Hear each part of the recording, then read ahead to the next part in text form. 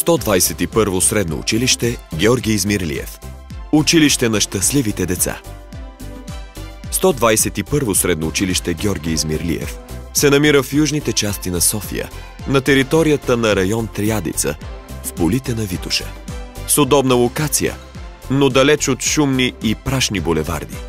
Училището има голям и зелен двор с много иголистни и широколистни дървета и зелени площи.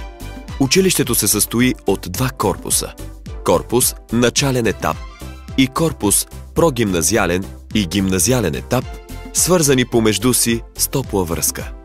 Училището е открито през 1972 година и през 2022 година отбелязва своята 50 годишнина.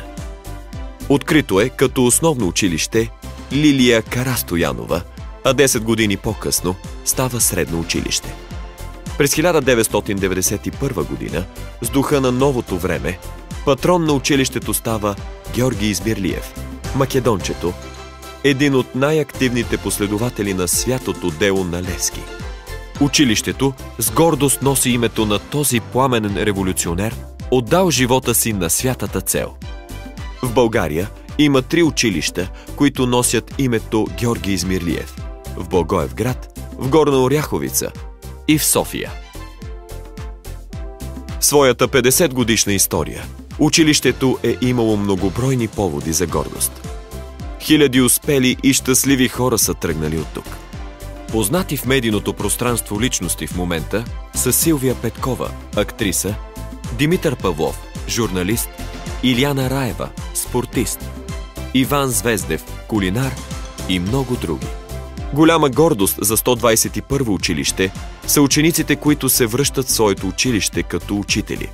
Елена Боянова, главен учител в начален етап.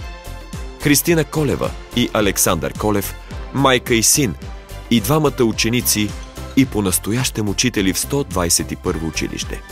Веселина Иванова, учител по физическо възпитание и спорт. Мадлен Добрева, начален учител. Владимир Александров, учител по български език и литература. Училището разполага с един от най-модерните STEM центрове в България. Кабинет по виртуална и добавена реалност, кабинет по програмиране и роботика и кабинет по природни науки. Тук се организират извънкласни дейности по шахмат, ментална аритметика, програмиране и роботика. Всички класни стаи са снабдени с интерактивни дисплеи или мултимедийни проектори. В училището се работи с Z-Space и модерни платформи за образователно съдържание. Средната възраст на персонала е под 40 години. Това е допълнителен фактор, който прави училището модерно и иновативно. 121 средно училище е пионер в някои добри образователни практики. За първи път в България въвежда целодневна организация на учебния процес в 3 модула. Организиран отдих и физическа активност, самоподготовка и занимания по интереси, добре позната и разпространена днес като вариант 1 на целодневна детска общообразователна дейност. Първи в София през 1989 година най-малките ученици на училището започват обучение в новоизградения корпус, специално проектиран за нуждите им с 7 зелени класни стаи. Училището е първото в София с ранно чуждоезиково обучение, заедно с фондации Ламартин и Паисий Хилендарски. 121 средно училище е насочено към учениците. То е уникално, защото в него се обучават деца от всички етапи. Тук учат деца от подготвителна група до 12 клас. Училището е едносменно. Всички основни учебни часове за всички класове са само сутрин. То осигурява целодневна организация на учебния ден за всички желаещи ученици от 1 до 7 клас.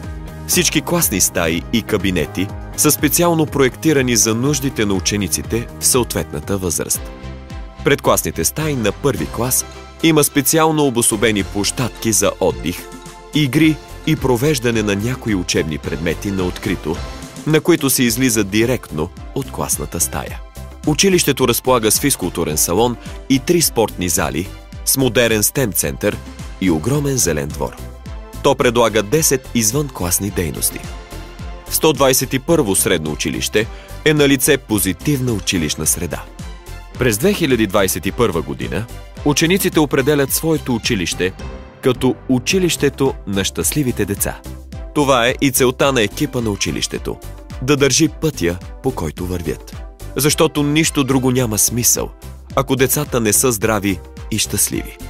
Екипът на училището вярва, че обучението, поне в своя начален и прогимназиален етап, трябва да е не просто процес на придобиване на знания и умения, а и процес, който помага на всяко дете да намери своята уникалност. Защото, както споделя директорът на училището, понякога в стремежа да научим децата си на възможно най-много неща, пропускаме най-подходящото време да ги оставим да бъдат откриватели, да общуват, да видят другия, да открият, че не са просто част от масата, че са уникални и нещо много важно.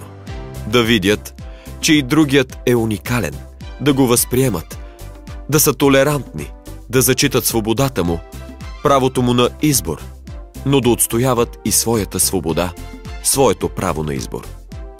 Защо да изберете 121-во средно училище Георги Измирлиев? Защото учениците са поставени на първо място. Защото проблемите не се заобикалят, а се решават. Защото в училището има позитивна училищна среда. Защото заедно можем повече. Всяка година на 15 септември директорът се обръща към родителите с думите, че образованието е нещо, в което успяваме само когато сме истински и когато сме заедно. И че децата ни нямат нужда от размахване на пръст и поучения, а от добър пример. Затова и родителят трябва да е активен участник в училищния живот.